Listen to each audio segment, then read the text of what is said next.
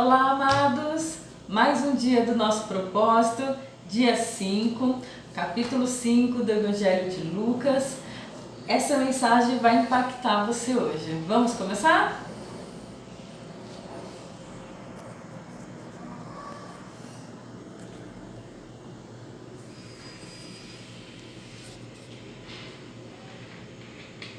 Jesus chama os seus primeiros discípulos. Certo dia, Jesus estava na praia, no lago da Galileia, e as multidões se apertavam em volta dele para ouvir a mensagem de Deus. Ele viu 2 barcos no lago, perto da praia. Os pescadores tinham saído deles e estavam lançando as redes. Jesus entrou num dos barcos, o de Simão, e pediu que ele afastasse um pouco da praia. Então sentou-se e começou a ensinar a multidão. Quando acabou de falar, Jesus disse a Simão: leve o barco para um lugar onde o lago é bem fundo, e então você e os seus companheiros joguem as redes para pescar. Às vezes é isso mesmo, precisamos ter mais intimidade, ir mais fundo em nossa intimidade com Jesus para alcançarmos os milagres.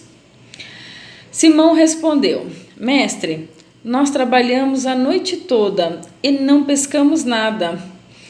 Mas já que é o Senhor que está mandando jogar as redes, eu vou obedecer. Temos que ser obedientes para alcançar as bênçãos de Deus. Temos sempre que obedecer a sua mensagem, os seus ensinamentos. Quando eles jogaram as redes na água, pescaram tanto peixe que as redes estavam se rebentando. Então fizeram um sinal para os companheiros que estavam no outro barco, a fim de que viessem ajudá-los. Eles foram enchendo os 2 barcos com tanto peixe que os barcos quase afundaram. Quando Simão Pedro viu o que havia acontecido, ajoelhou-se diante de Deus e disse: Senhor, afaste-se de mim, pois eu sou um pecador. Simão e os outros que estavam com ele ficaram admirados com a quantidade de peixes que haviam apanhado.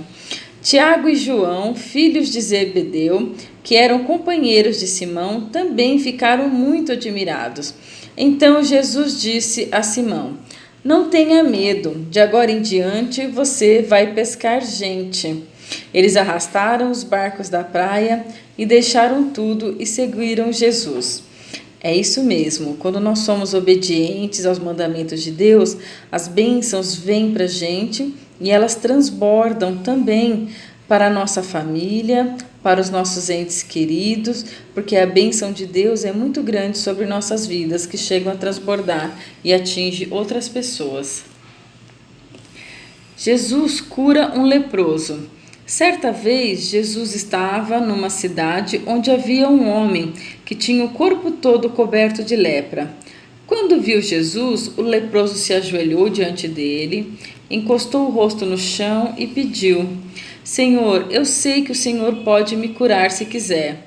Jesus estendeu a mão, tocou nele e disse: Sim, eu quero, você está curado.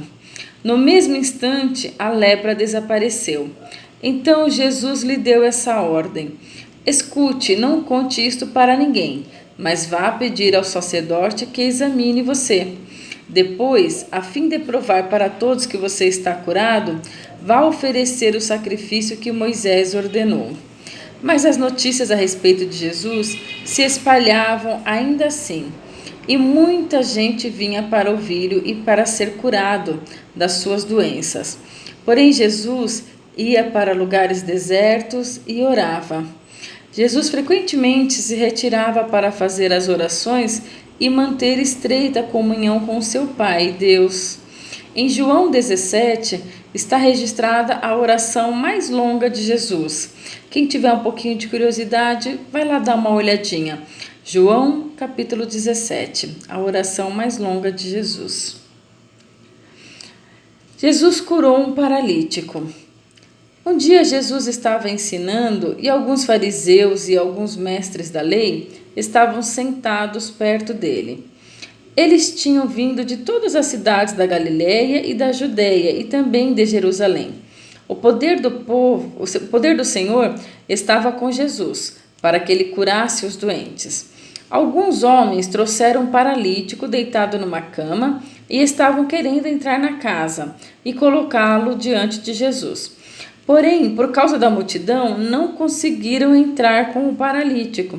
Então o carregaram para cima do telhado, fizeram uma abertura nas telhas e o desceram na sua cama em frente de Jesus. No meio das pessoas que estavam ali, Jesus viu que um deles tinha fé e disse ao paralítico: Meu amigo, os seus pecados estão perdoados. Os mestres da lei e os fariseus começaram a pensar: quem é este homem que blasfema contra Deus dessa maneira? Ninguém pode perdoar pecados, só Deus tem esse poder. Porém, Jesus sabia o que eles estavam pensando e disse: Por que vocês estão pensando assim? O que é mais fácil dizer ao paralítico: Os seus pecados estão perdoados, ou levante-se e ande? Pois vou mostrar a vocês que eu, o Filho do Homem, tenho poder na terra para perdoar pecados. Então disse ao paralítico: Eu digo a você, levante-se, pegue a sua cama e vá para casa. No mesmo instante, o homem se levantou diante de todos, pegou a cama e foi para casa, louvando a Deus.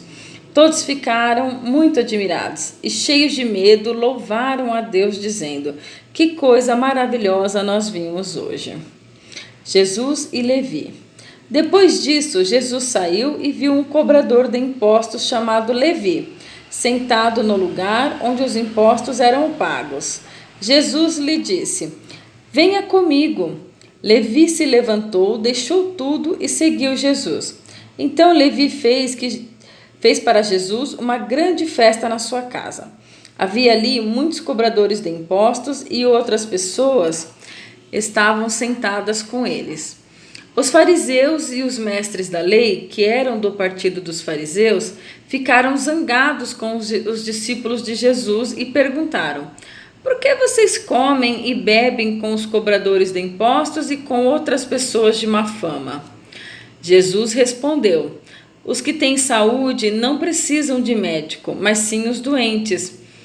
Eu não vim para chamar os bons, mas para chamar os pecadores, a fim de que se arrependam dos seus pecados.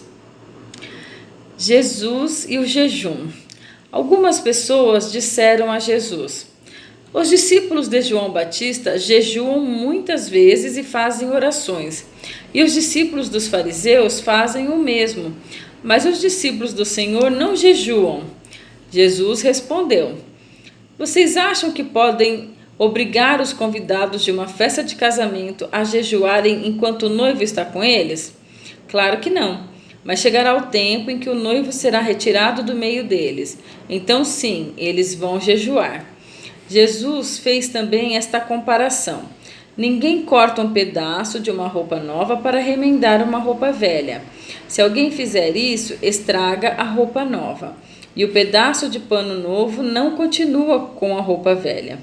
Ninguém põe vinho novo em odres velhos. Se alguém fizer isso, os odres rebentam e o vinho se perde, e os odres ficam estragados. Não, vinho novo deve ser posto em odres novos, e ninguém quer vinho novo depois de beber vinho velho, pois diz: o vinho velho é melhor. Aqui na minha Bíblia, ela é uma Bíblia de estudos, e eu achei uma explicação bem bacana para essa parte. Eu vou ler aqui para vocês. A metáfora do noivado ou da festa de casamento é usada em toda a Bíblia em referência ao povo de Deus no Antigo Testamento. Os profetas apresentaram Israel como uma esposa infiel, culpada de adultério.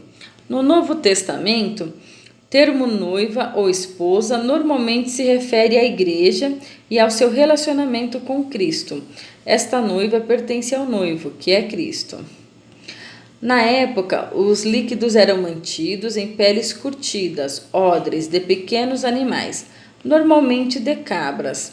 As peles eram cuidadosamente costuradas para que ficassem impermeáveis. As peles novas, que mantinham a sua elasticidade, eram adequadas para guardar o vinho novo, que ainda estava fermentando, enquanto as velhas perdiam sua elasticidade e podiam facilmente se romper. Jesus usou a metáfora do odre de vinho para indicar que o evangelho radicalmente novo que ele trouxe não podia ser contido dentro do antigo judaísmo dos fariseus. Muito bem, terminamos o capítulo 5. Amanhã, capítulo 6 do Evangelho de Lucas. Até lá!